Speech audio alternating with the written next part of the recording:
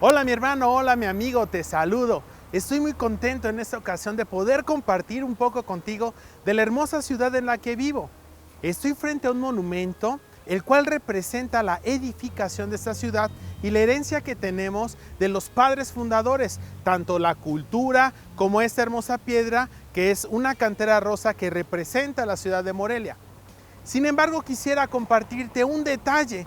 Esta imagen que estamos viendo a mis espaldas representa no solamente un momento histórico que se vivió aquí, sino representa momentos históricos que se han vivido a lo largo del tiempo.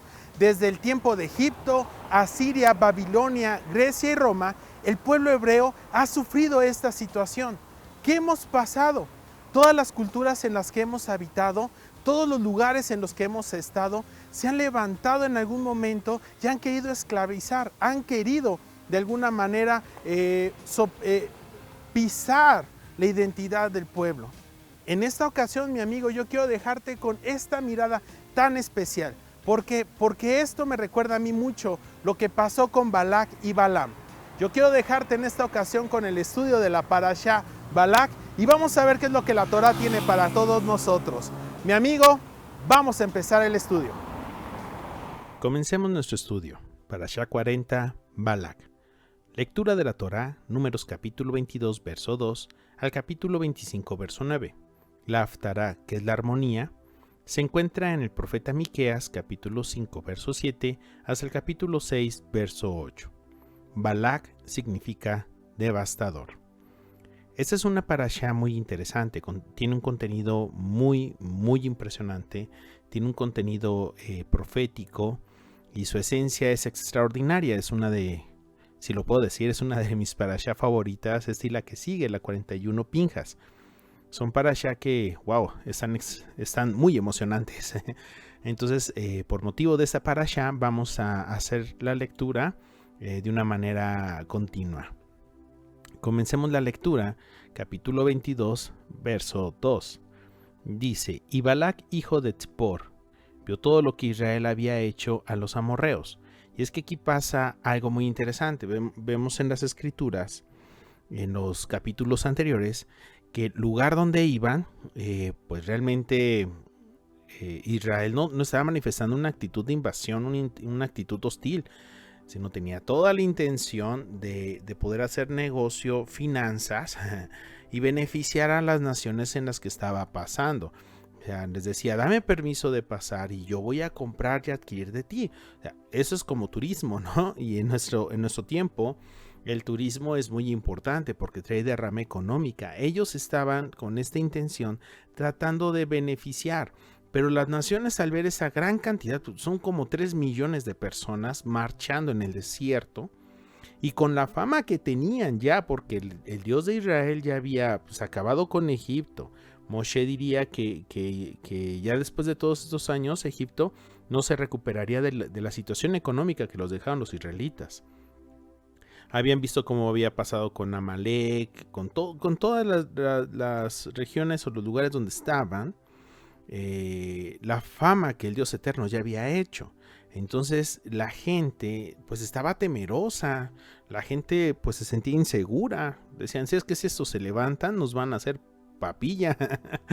Entonces, aunque Israel no venía con una actitud hostil, pues se sentían atemorizados, la gente se sentía amenazada. Y entonces se levantaban contra Israel y pues Israel los conquistaba. Le hacían guerra a Israel, pues Israel tenía que ganar, pues el pueblo del Eterno. Y así fue como empieza a generarse el contexto de lo que vamos a leer. Dice: Balac era el rey de Moab.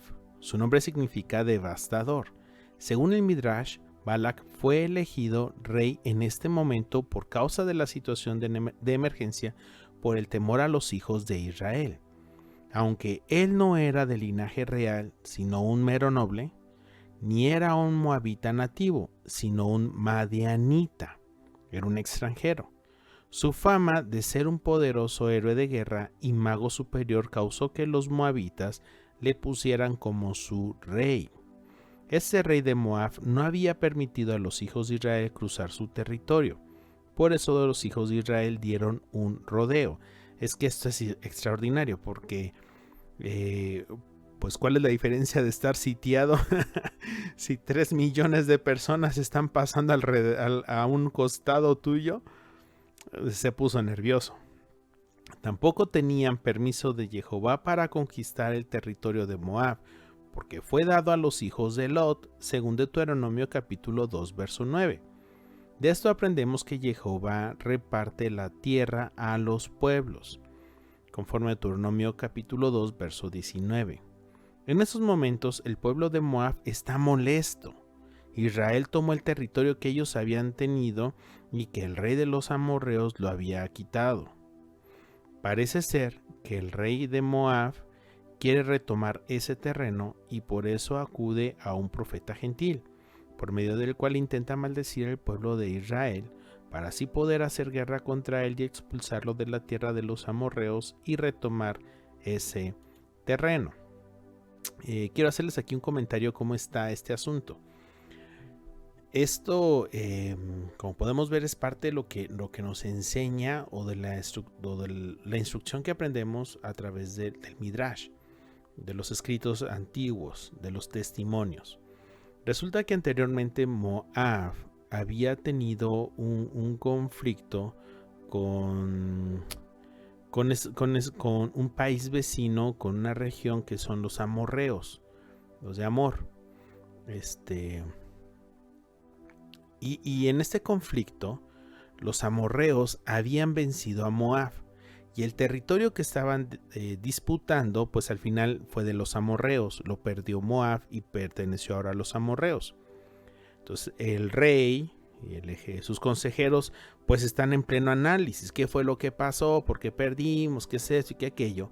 Y se vienen dando cuenta de que fue porque los amorreos, o eso es lo que ellos concluyen, que los amorreos pagaron, invirtieron el dinero en conseguir a alguien que viniera e hiciera, profiriera una maldición en contra de Moab, en contra de ellos, y por eso habían perdido. Entonces los amorreos habían tenido la ventaja de un apoyo como que espiritual, ¿no? Esa era la situación que habían pasado. Entonces lo que estaban viendo es que anteriormente precisamente los amorreos se pusieron hostiles contra Israel y el resultado fue que se levantaron en contra de Israel y Israel los hizo papilla. O sea, les ganó. ¿Y qué pasa? Entonces ahora no solamente vencieron a la nación que había vencido a los moabitas, sino también ahora tienen el territorio que les pertenecía a los moabitas. Y eso es como el fútbol. Si un ejemplo, no es de que así sea y tampoco me vayan a decir nada, pero si Argentina vence a Brasil y Brasil vence a México en el fútbol, entonces ¿qué va a hacer Argentina? ¿Va a vencerle a México, sí o no? Es fácil ese pronóstico. Si no, pues sí, va a ser papilla a México. Si el que le ganó a México no pudo contra el otro, pues ¿qué va a hacer México? Es un ejemplo, como en el ambiente de fútbol. Es la misma situación, lo que ellos están viendo. Si los amorreos nos vencieron, nos quitaron el territorio, ahora vienen esos israelitas, nos van a vencer. No, hombre, nos van a dejar hecho nada. Y es aquí donde empieza el temor. Eso me gusta mucho. Porque este temor proviene del Eterno y lo pone en nuestros enemigos. Vamos a seguirlo estudiando. Veamos qué sigue. Capítulo 22, verso 3 dice: entonces Moab tuvo mucho temor a causa del pueblo, porque era mucho, y Moab tuvo miedo ante los hijos de Israel. Observen este detalle. 2 veces la Torá repite que Moab tenía miedo. Estaban temblando sus rodillas. Eso significa que el pueblo tuvo muchísimo miedo. Tenían miedo, era pánico lo que estaban viviendo. Según Rashi, los gigantes Sihón y Og habían sido protectores de las demás naciones circunvecinas y ahora los hijos de Israel habían conquistado a ambos, habían vencido a Sihón y a Og. Si pudieran derrotar a los gigantes, les será más fácil hacer guerra contra todos los demás pueblos de alrededor. 22:4 y verso 7. Y Moab dijo a los ancianos de Madián, fíjense aquí, del territorio de los moabitas, ahora se van a aliar con los madianitas. Esa multitud lamerá todo lo que hay en nuestro derredor, como el buey lame la hierba del campo. Y en aquel tiempo Balac, hijo de Zippor, era rey de Moab. Y los ancianos de Moab y los ancianos de Midian fueron con el precio de la adivinación en la mano y llegaron a Bilam y le repitieron las palabras de Balac. Aquí hay algo muy interesante porque es lo que comentaba. ¿Por qué van con Bilam? No tiene como que sentido. Les voy a platicar. O quiero que veamos esta situación. Aquí donde yo vivo, en esa ciudad, pues bueno, si alguien ocupa ir con un mago, un hechicero, aquí mismo hay. Pero ellos están mandando por un mago hechicero que no está cerca. Es como decir, vayamos a Canadá o vayamos a Brasil por un mago hechicero. Es que aquí en la ciudad hay un chorro, pero ellos estaban buscando a uno muy específicamente. Y ni siquiera estaba cerca de su país. Tenían que ir a otra nación, tenían que ir a otro territorio a buscarlo. O sea, ya era no solamente un viaje regional, no era un viaje nacional, ya era una situación internacional, era un traslado internacional. Ellos estaban haciendo esto. ¿Por qué? Porque en lo anterior, en el contexto que habíamos platicado, fue exactamente los amorreos que llamaron a Bilam y fue Bilam el que hizo la maldición sobre Moab y por eso perdieron esa batalla. Entonces dicen, ay, pues es que este es bien efectivo. Entonces mandan a traer a Bilam o mandan hacia con Bilam, no importa qué tan lejos esté, no importa qué tan caro pueda ser, van a hacer el negocio con Bilam porque ya tienen referencias de la efectividad de las palabras de Bilam. Vamos a leerlo. Los dirigentes de las dos naciones de Moab y Midian se unieron contra Israel y fueron a hablar con Bilam, que era conocido como un profeta o un mago con éxito. Cuando él hablaba se cumplía. Según Rashi, el rey de los amorreos anteriormente había alquilado a Bilam para maldecir a los moabitas para que los pudieran expulsar de ese territorio que luego llegó a ser de los hijos de Israel, desde el río Arnón hacia arriba, incluyendo la ciudad de Heshbón. Esta idea se saca de las palabras que se encuentran en el versículo 6. Yo sé. Eso lo sabía el rey de Moab por experiencia. Él había pasado esa situación. 5. Y envió mensajeros a Bilam, hijo de Beor, en Petor, que es acerca del río, en la tierra de los hijos de su pueblo, para llamarlo diciendo, mira, un pueblo salió de Egipto y aquí cubre la faz de la tierra y habita frente a mí. Qué extraordinario, porque esa es una palabra, una promesa del Eterno para Israel. Iba a ser tan grande la nación que sería incontable. Y lo que él expresa dice, este pueblo salió de Egipto y ahora cubre la faz de la tierra, como la arena. Qué extraordinario. Hasta los impíos se saben las profecías. Seguimos. La palabra hebrea que ha sido traducida como mensajeros es malachim, que significa ángeles, emisarios, enviados, mensajeros. Veamos que el término malach no es solo una referencia a seres superiores, sino que también puede aplicarse sobre hombres. La palabra malach nos designa una esencia de un tipo de ser creado, sino una función. O sea, no tiene nada que ver con si es ser espiritual o ser terrenal, sino se refiere a la función. Un malach es uno que ha sido enviado por un superior con el fin de cumplir una misión específica. Vamos a seguir. Ahorita regresamos tantito atrás a este recuadro, pero ahorita se los enseño. Verso 6. Ve ahora te ruego y maldíceme a este pueblo, porque es demasiado poderoso para mí. Quizás puedas derrotarlos y echarlos de la tierra, porque yo sé que a quien tú bendices es bendecido y a quien tú maldices es maldecido. Balac quiso derrotar y echar a Israel de la tierra, pero como había mostrado su poder militar contra los pueblos de los dos gigantes, ahora acudió a brujería. La estrategia del enemigo es triple. Y aquí veamos esta parte. Ahora sí vamos a analizar este cuadrito que tengo por aquí. Veamos. Hay tres elementos que está utilizando o que utiliza generalmente nuestro enemigo, el enemigo de Israel, utiliza para hacer guerra en contra de nosotros. Utiliza el método, que es lo que vamos a analizar, y vamos a ver el objetivo. El primero, el método, usa la fuerza militar y física para obligarnos a someternos. Viene y es física la situación. El objetivo son ataques físicos y verbales.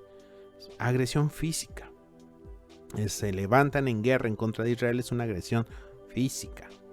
El segundo método, usar la magia, la fuerza espiritual y psicológica para dominarnos. Aquí es la intimidación a través de cosas no visibles. Es ahí donde vemos a muchas corrientes cristianas que se la pasan todo el tiempo miedosos porque es que los brujos, la hechicería, es que la vecina me ha hecho un trabajito, es que el mal de ojo, y es que esto. Es una situación, es una intimidación a través de cosas no visibles. Realmente no nos consta, les cuento rápido donde yo vivía. Pues tenían alguna percepción de mí inadecuada por la manera en que yo he visto la barba, el gorrito, los hilitos colgando, el tzitzi. Entonces como que les llamaba mucho la atención y más de una ocasión me gritaban, el vecino es musulmán. Pues nada que ver, ¿no? y es la impresión que tienen. Pero ellos creían que yo era un terrorista o algo parecido a eso. Inclusive tuvimos visitas de la autoridad como para más o menos querer ver qué pasaba en la casa, ¿no?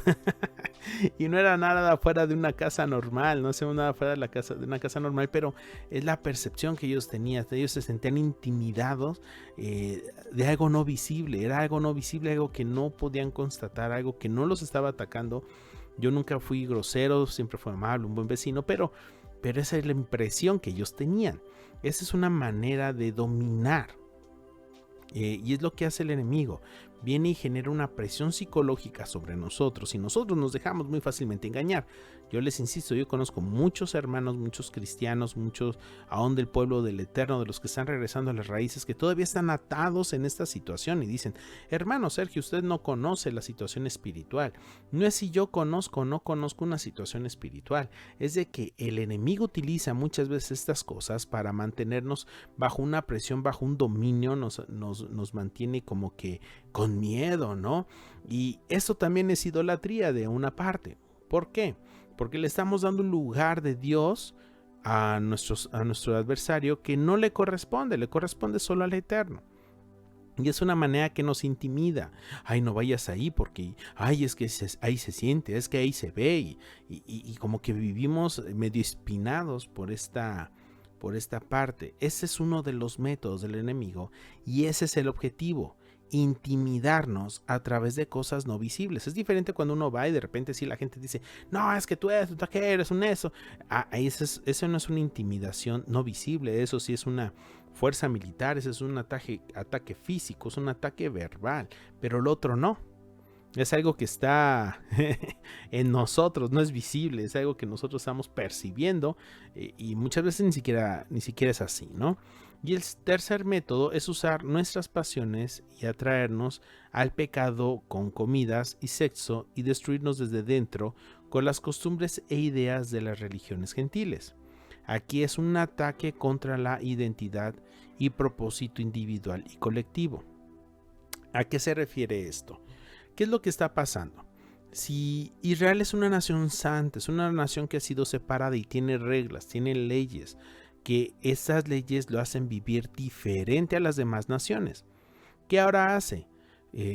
Consideremos, hay leyes que son dietéticas, las leyes de cómo comer, cómo alimentarnos, qué tipo de alimentos, todo eso está ahí. Tenemos también leyes de con quién relacionarnos, cómo relacionarnos, con quién sí se pueden casar, con quién no se puede casar. Todo eso tiene una ley. ¿Por qué? Porque influye en nuestra identidad. ¿Qué es lo que pasa? Si te casas con una mujer o una mujer se casa con un hombre que tiene la costumbre o un hábito, ¿no?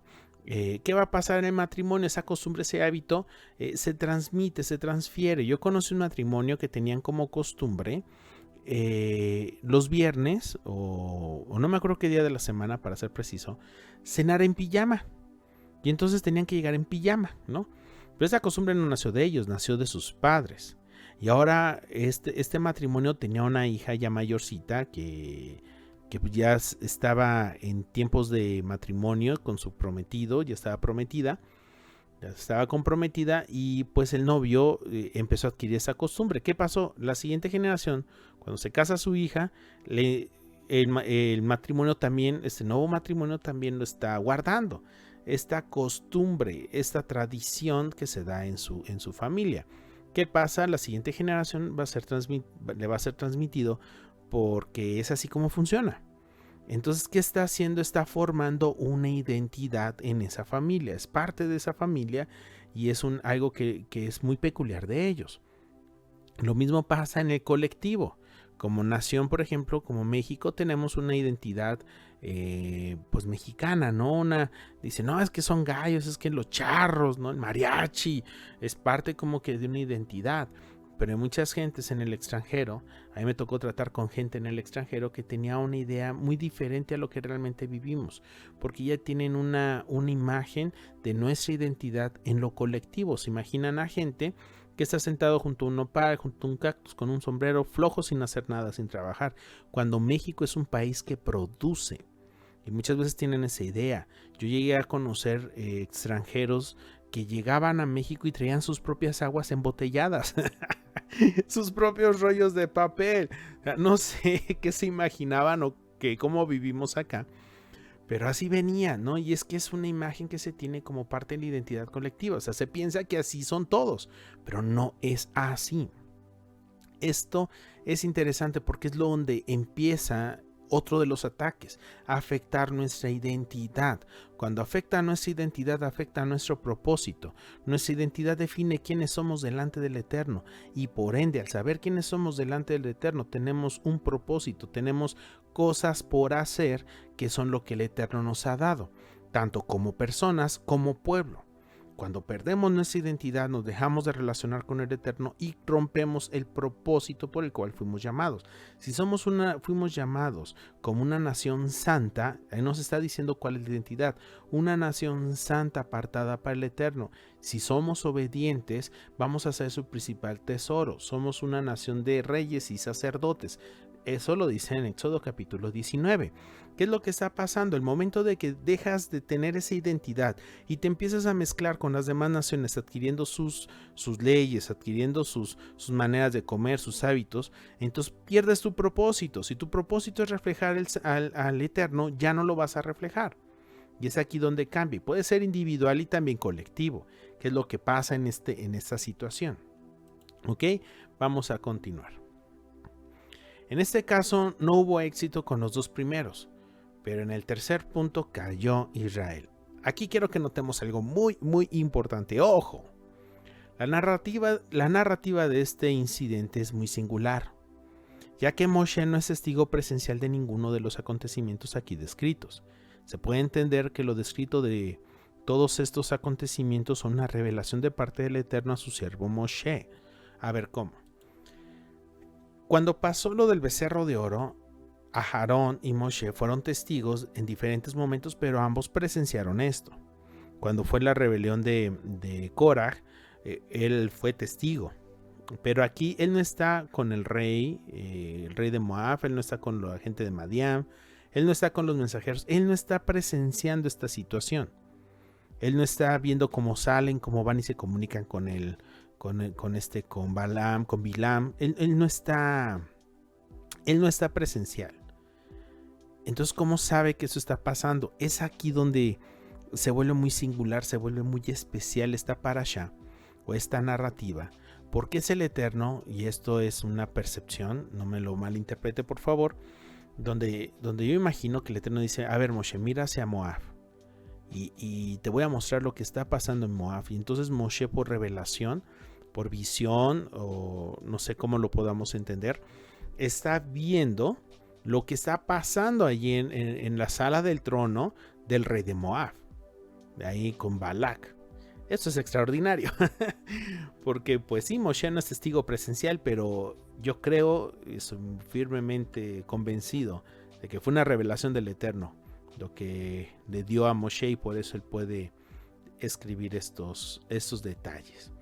Capítulo 22, verso 11 dice: mira, el pueblo que salió de Egipto cubre la faz de la tierra, ve ahora y maldícenlos, quizás yo pueda pelear contra ellos, quizás yo pueda pelear contra ellos y expulsarlos. Aquí vemos la actitud hostil típica de los pueblos que rodean a Israel. Quieren maldecirlos, pelean contra ellos, expulsarlos es su deseo. Lo mismo sucede hoy en día en los pueblos que rodean a Israel. Están haciendo exactamente lo mismo. La historia no ha cambiado en 3000 años. Y no solamente en los pueblos que rodean a Israel. Donde quiera que ha habido pueblo del Eterno, esto ha pasado. Tenemos las situaciones que pasó en la expulsión de los judíos, la expulsión de nuestros hermanos en el tiempo del año 130 y tantos, ¿verdad? Cuando fueron expulsados por el general Adriano, por el emperador, perdón. Fueron expulsados. Y entonces dejó de ser Israel, se convirtió en Siria-Palestina.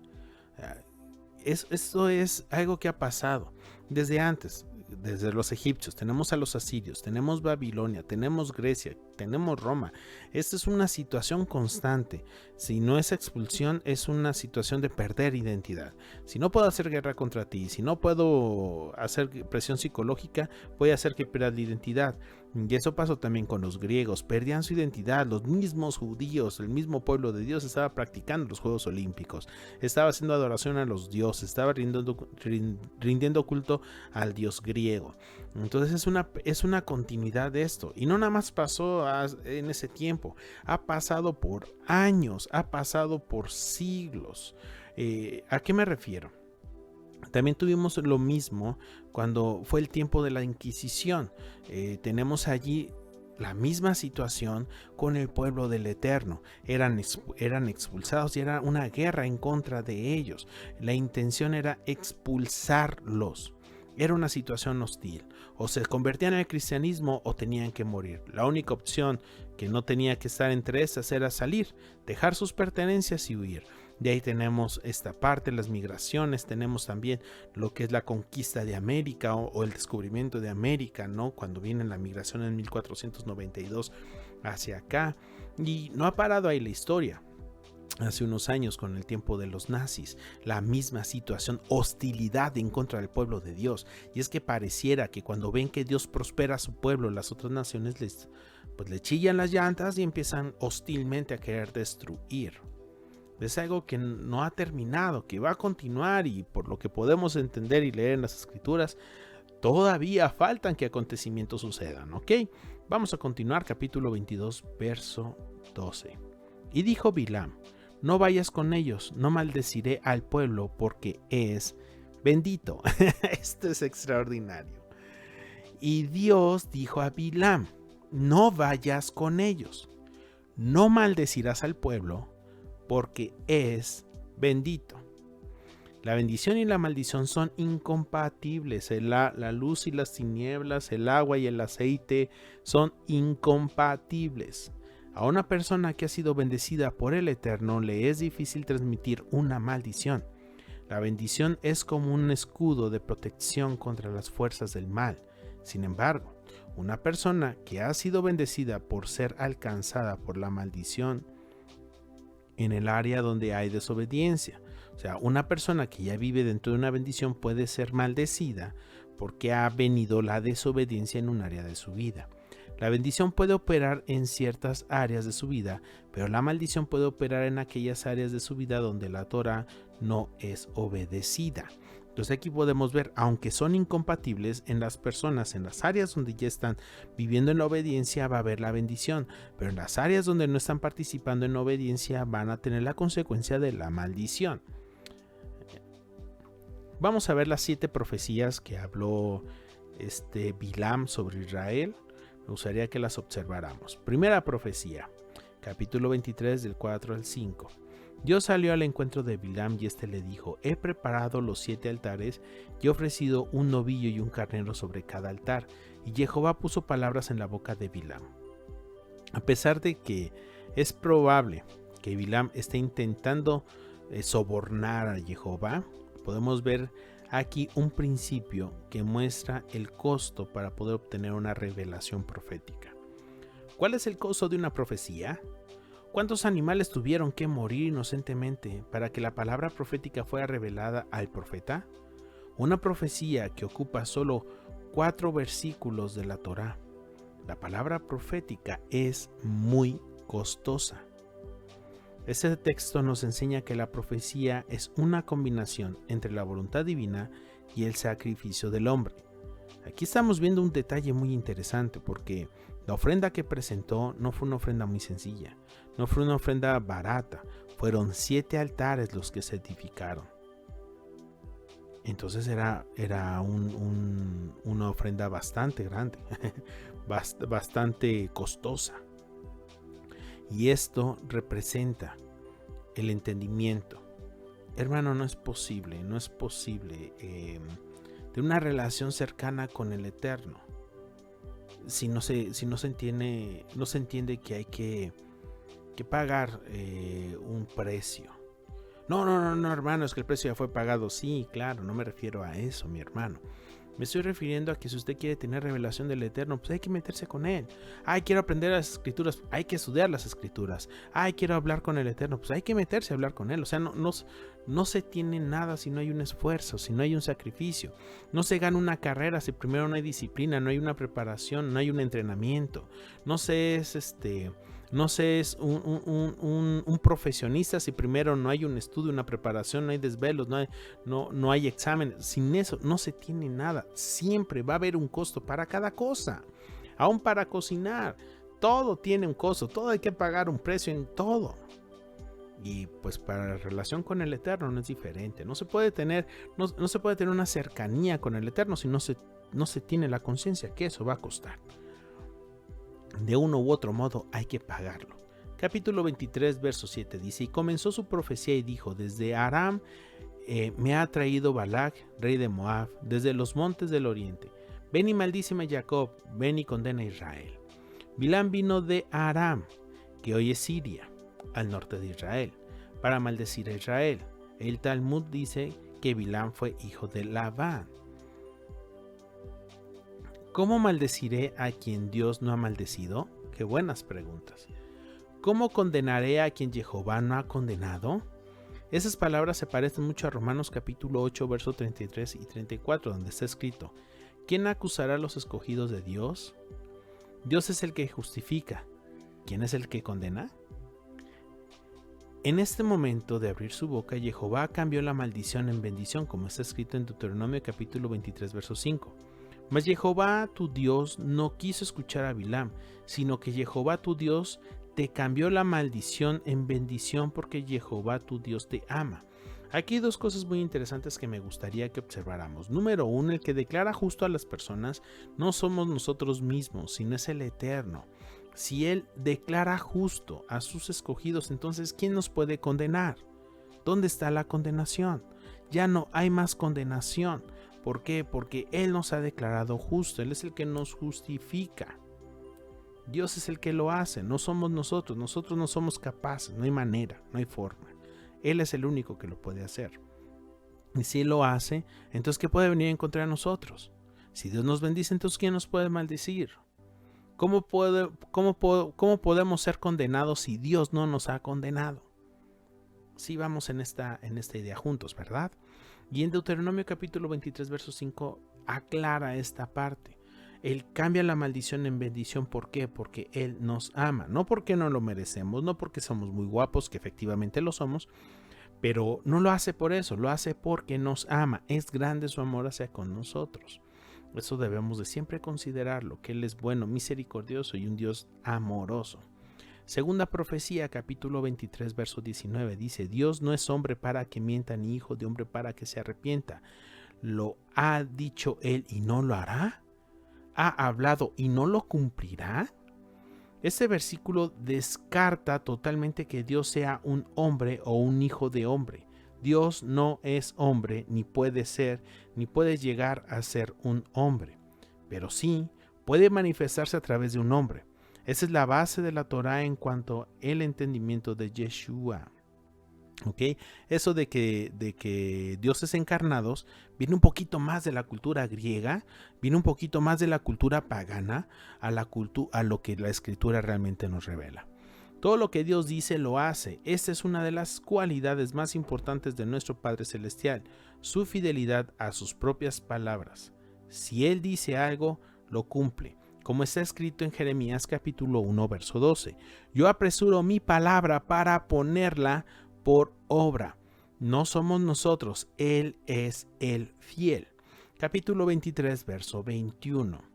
Él no ha observado iniquidad en Jacob.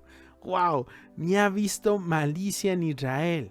Está en él Jehová su Dios, y el júbilo de un rey está en él. Hermanos, estas son declaraciones poderosísimas.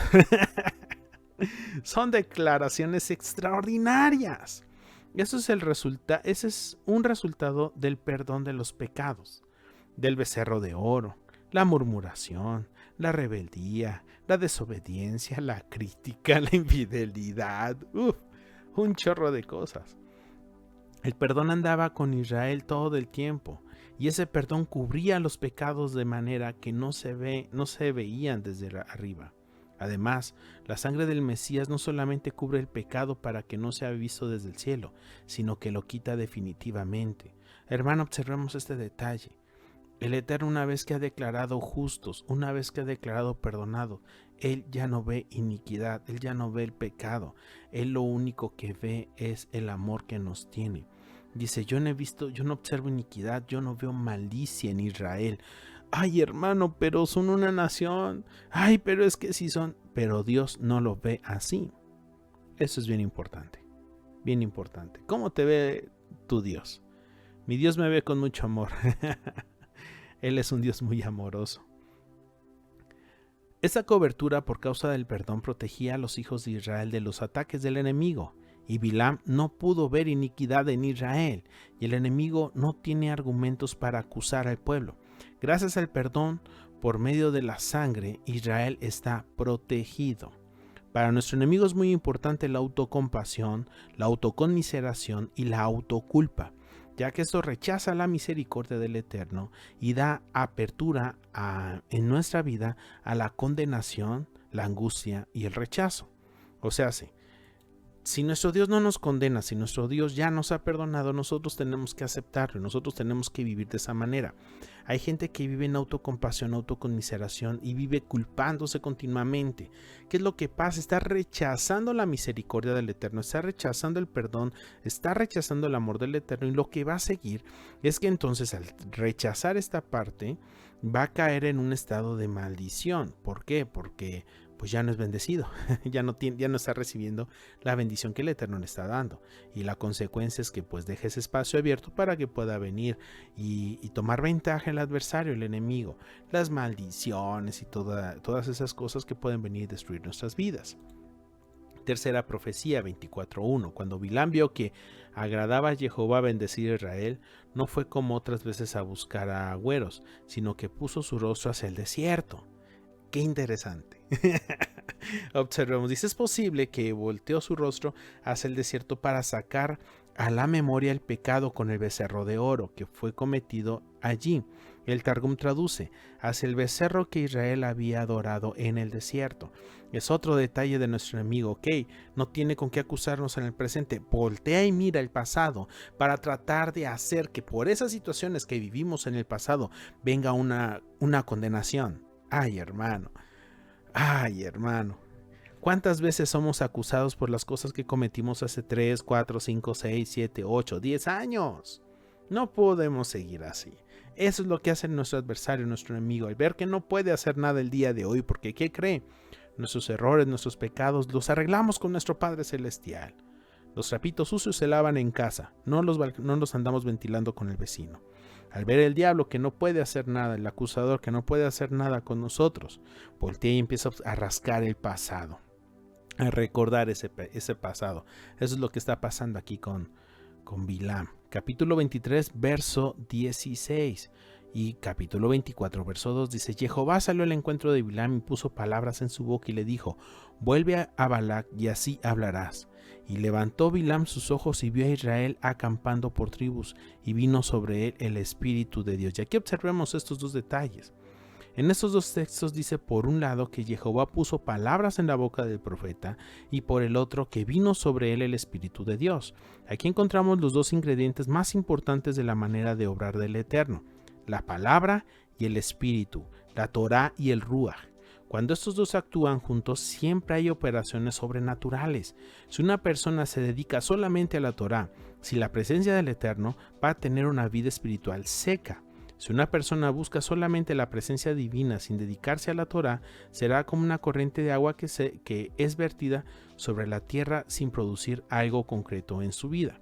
O sea, Torá sin espíritu es legalismo.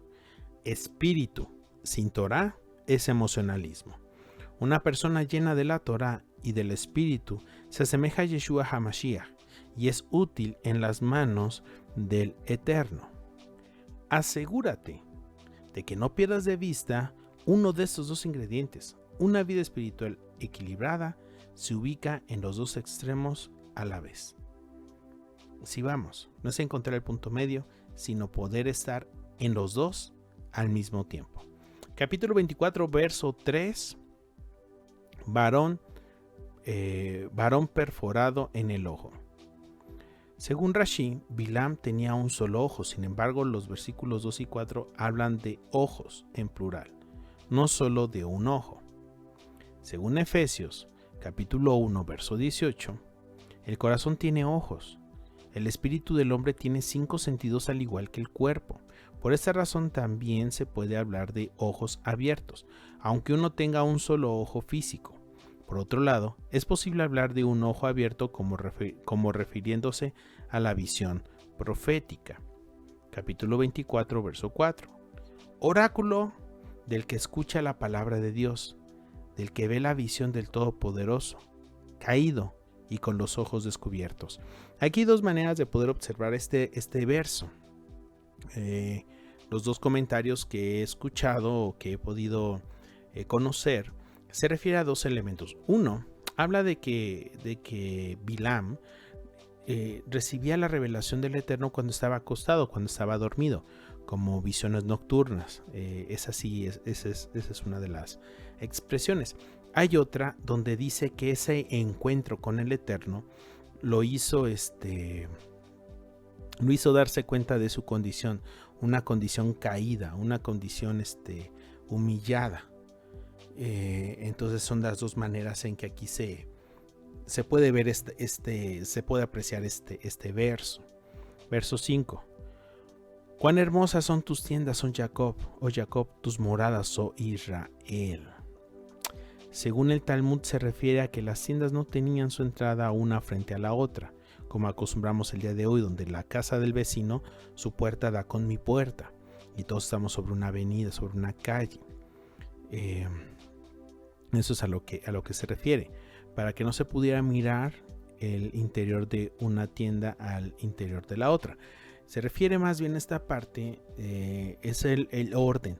Todos estaban mirando hacia el este, un ejemplo. Bueno, para ser más precisos, miraban hacia el templo, hacia la tienda. Y entonces, al estar mirando mi puerta hacia la tienda, la tienda que estaría enfrente de mí, ¿dónde estaría su puerta? Pues mirando hacia la tienda, lo que haría que a mí me diera la espalda. Yo no podría ver lo que pasa dentro de aquella tienda, ni ellos podrían ver lo que pasa dentro de mi tienda. ¿Qué es esto? Se llama discreción. Se llama no ser metiche. Esa es una manera muy básica de poderlo entender. Agua correrá de sus baldes y su simiente estará junto a muchas aguas. Más grande que Agag será su rey y su reino será exaltado. El rey mayor que Agag fue Saúl, el primer rey de Israel, que derrotó al rey de Amalek. Agag, según 1 Samuel 15, versos 7 al 8, donde está escrito: Saúl derrotó a los amalequitas desde Javilá en dirección a Ashur, que está al oriente de Egipto. Capturó vivo a Agag, rey de los amalequitas, y destruyó por completo todo el pueblo a filo de espada. En su aplicación profética más amplia, esta palabra se refiere también al Mesías, que finalmente derrotará al rey de Amalek, Agag, que posiblemente sea el mismo que aquel Gog del cual se habla en Ezequiel capítulo 39, verso 40, capítulo 39 y capítulo 40. En la versión samaritana del Pentateuco y de la Septuaginta, Agag es escrito como Gog. En Apocalipsis capítulo 20, verso 8, podemos encontrar esta referencia o alguna referencia sobre esto. Benditos los que te bendijeron y malditos los que te maldijeren.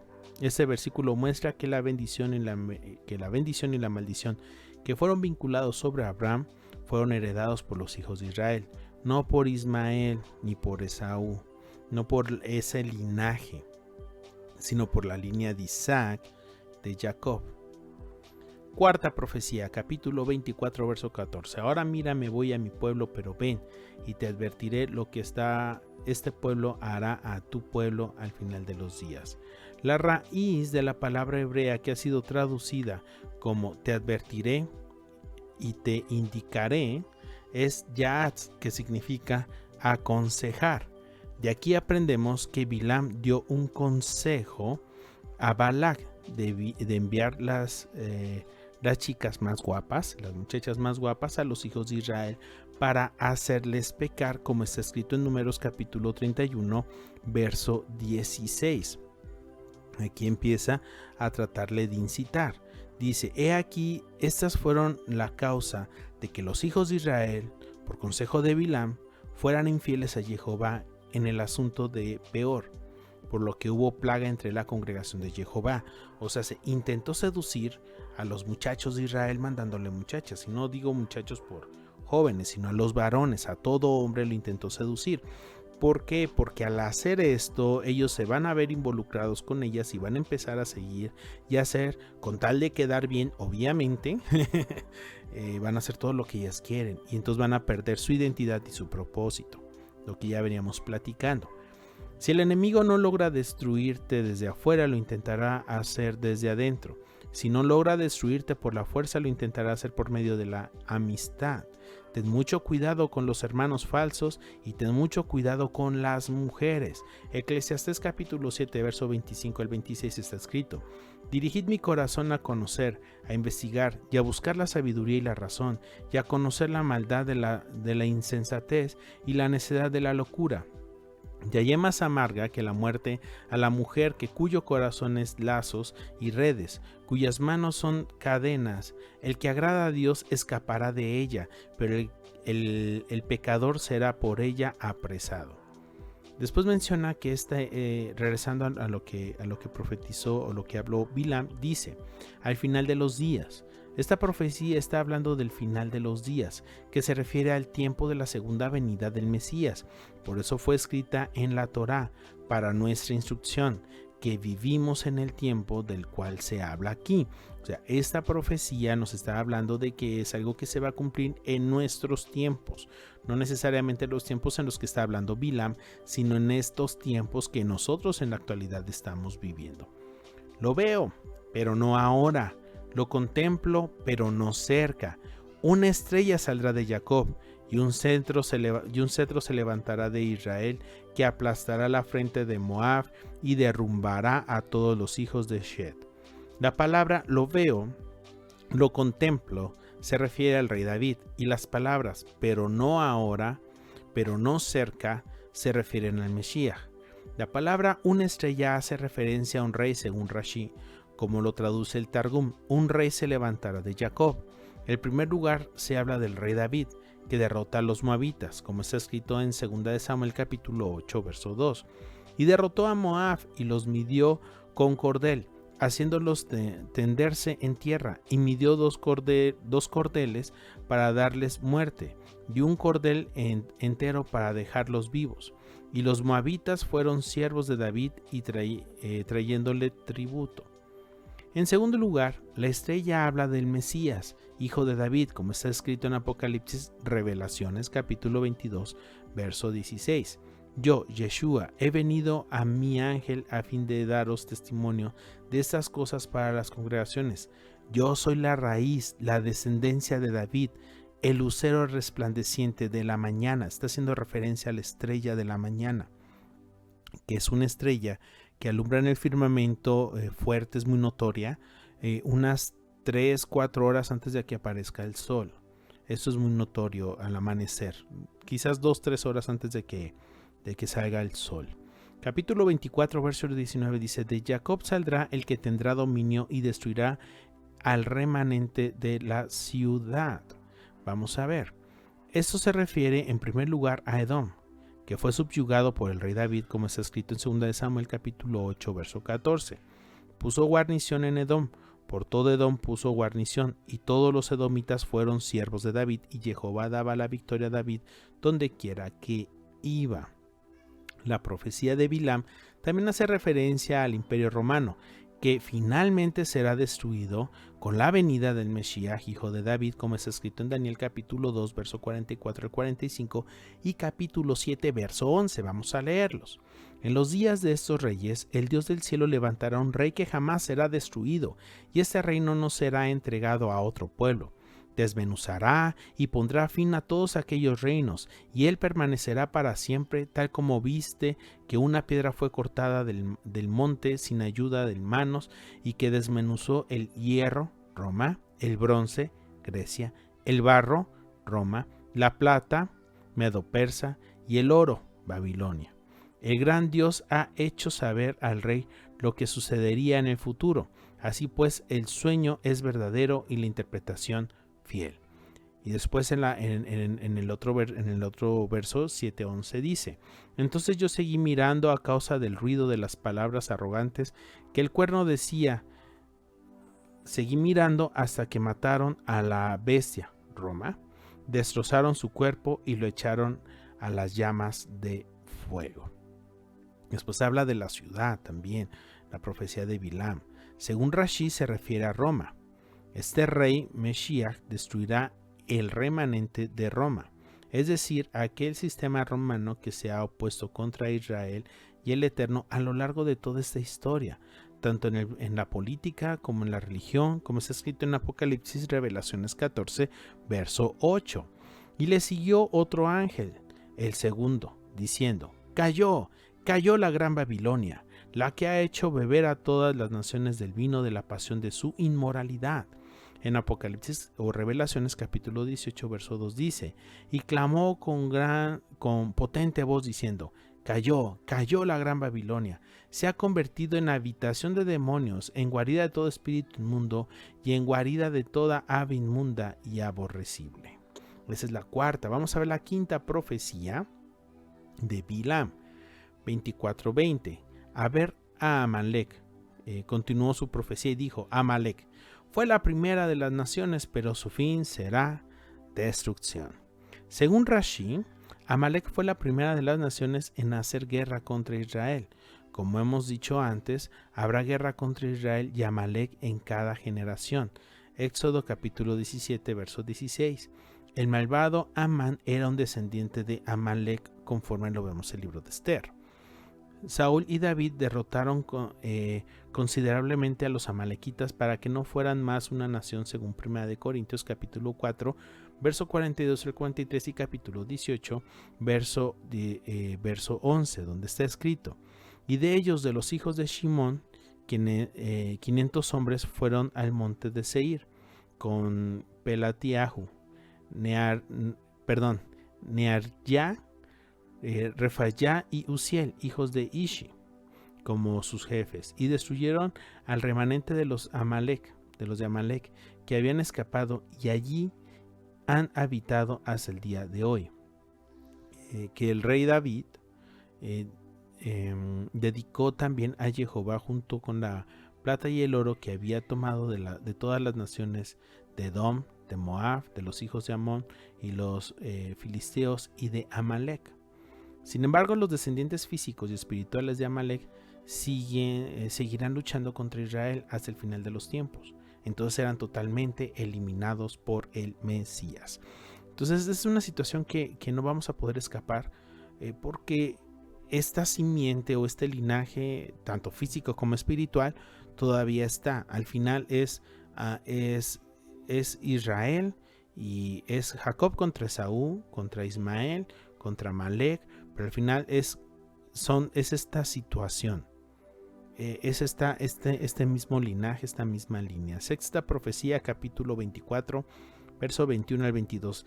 Mi hermano, me estoy yendo un poquito más rápido porque ya se nos está alargando mucho el tiempo para poder terminar esta parte de la parashá de Balak.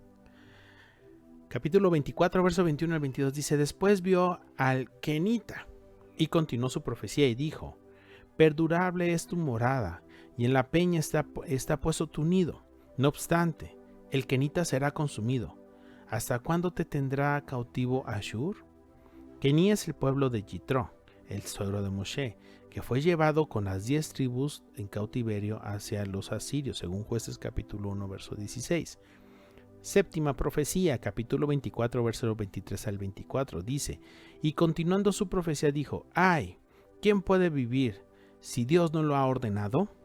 Pero las naves vendrán de la costa de Kitim. Observamos este detalle.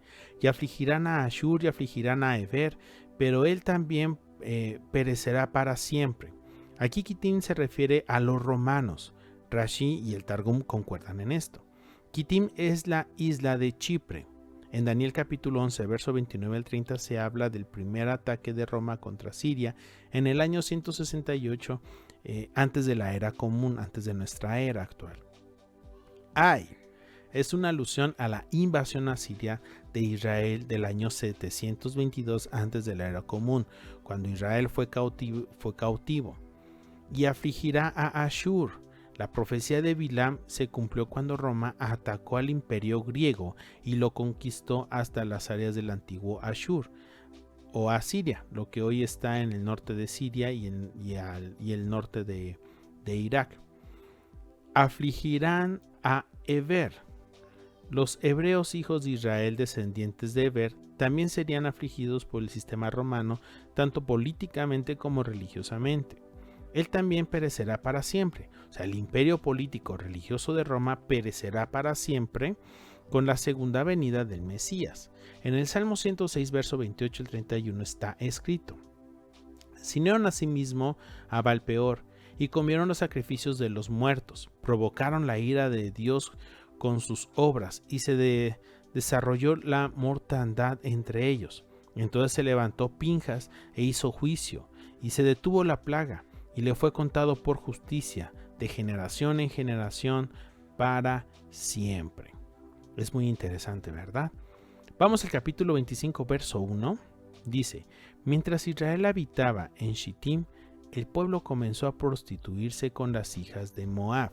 Y aquí ya vemos lo que empieza a cambiar. Como no se pudo hacer guerra física, como no se pudo hacer la intimidación, ahora vamos a tratar con su identidad. Mientras Israel estaba allí, empezaron a atacar por la parte de la identidad a través de las mujeres. Estos textos nos enseñan que hay una conexión entre la prostitución y la idolatría e incluso el culto a los muertos. Según el Salmo 106, parece que el dios Baalpeor era un dios de los muertos. Capítulo 25, verso 2. Y estas invitaron al pueblo a los sacrificios que hacían a sus dioses, y el pueblo comió y se postró ante sus dioses. ¿Qué les pasa? El pecado entró otra vez por medio de la comida, al igual que en el huerto del Edén. Las hijas de Moab le ofrecieron comida no kosher, ofrecida a los ídolos, no adecuada para Israel, y al mismo tiempo les ofreció sus cuerpos. Los deseos carnales de los hijos de Israel no fueron sometidos a la Torá, y una puerta se abrió para el enemigo. Es muy importante dominar los apetitos de comida y los apetitos del sexo. Hermanos, pongamos atención. Es sumamente importante dominar las situaciones con la comida y las situaciones con el sexo. Qué importante es la comida. Qué importante es no comer cosas prohibidas. Nuestros deseos corporales no pueden señorear sobre nosotros. El cuerpo fue creado como nuestro siervo, no como nuestro señor. Nuestro cuerpo es nuestra herramienta, no nuestro jefe. Sí, vamos. El que no sabe dominar sus deseos corporales no es apto para servir al Eterno. El apetito incontrolado por otro tipo de comida, aparte del maná, fue una puerta abierta para que el enemigo pudiera hacer daño a los hijos de Israel. El segundo paso fue dejar suelto su deseo sexual. De esa manera vino la plaga sobre Israel. Bilam supo aprovecharse de estas dos áreas de la vida de los hijos de Israel para hacerles caer. La doctrina de Bilam es la que intenta hacer que los hijos de Israel dejen de comer comida kashur, o sea, la comida kosher, la comida que es adecuada según lo que el Eterno ha mandado, la dieta, la ley dietética, y de vivir según las reglas de pureza familiar, según lo que el Eterno ya ha determinado de cómo debemos de accionar. Mi hermano, esta parashá es extraordinaria. Hay un chorro de cosas, no pudimos entrar a ver detalles, aunque sí hicimos muchos comentarios, no pudimos ver muchos detalles, pero sí, mi hermano, es a considerar. Hay cosas que debemos de observar, hay cosas que debemos de ver y 3 detalles que no debemos de olvidar. Primero, debemos de mantener la atención y el cuidado de nuestra identidad, porque es lo más importante para nosotros. Nuestro enemigo nos va a hacer ataques físicos verbales, nos va a tratar de intimidar con cosas visibles y no visibles. Y el objetivo principal para garantizar la destrucción va a ser atacar nuestra identidad. Mi hermano, esa es la parashá 40 Balak. Con eso terminamos.